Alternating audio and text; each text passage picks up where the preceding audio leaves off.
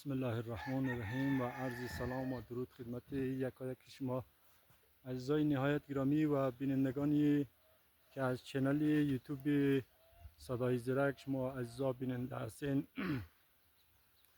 امروز جمعه 14 حمل 1402 می باشه و بارندگی بسیار شدید ادامه داره. بارندگی هم چندین روز باران بود و امروز جای خوشبختی است که برف همه جا را سفید پوش کرده است و شما عزیزا بیننده باشین که حال فعلا در کجا سری دیوالا یعنی سری بام قرار داریم و میخوایم که برف بام جارو کنیم و بامایی یا مثلا امو دیوالایی که یا خانه هایی که کهنه است فرسوده است احتمال زیاد از این دارد که شاید از بین بره یعنی تخریب شنه و به خاطر که بارندگی بسیار شدید است بارندگی بسیار زیاد است و شما عزیزا از این چینل ما را بیننده باشین و تشکر از بینندگان نهایت گرامی و عزیزانی که با ما است و ما را لایک میکنه و ما را میبینه و بسیار زیاد تشکری و ممنونم از ایشان. خداوند با ایشان باشد، سلامت باشین و سرفراز باشین. خب برف بسیار بی سابقه است که شما عزیزا ببینید. این رقم برف ها بی وقت است. برفی که بی وقت باشه حتما یک مقدار ضررهای خود را دارد. تر برف بسیار سنگینه. باید دوباره پارو و یه چیزا بیخی بال شده که دوباره پارو در کار آمد. اینالی باید برفی بام رو جارو کنیم به خاطر که بام ها بسیار تره و با مخاطر بام ها یعنی دیوالای بام بسیار سنگین شده و برف هم تر برف است.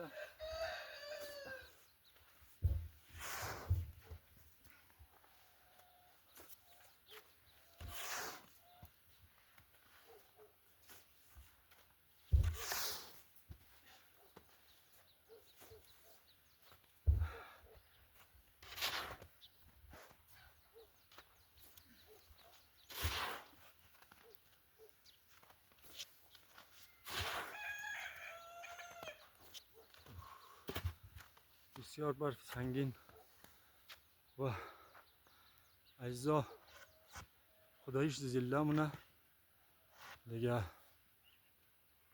برف زیاد است. قدیدی چیزام لاندی و مثلا قدیدی چیزام خلاص دیگه. تا خانه بری مجبوری که امو تافی کچالو یا امو تافی عدس همین چیزا باشه دیگه.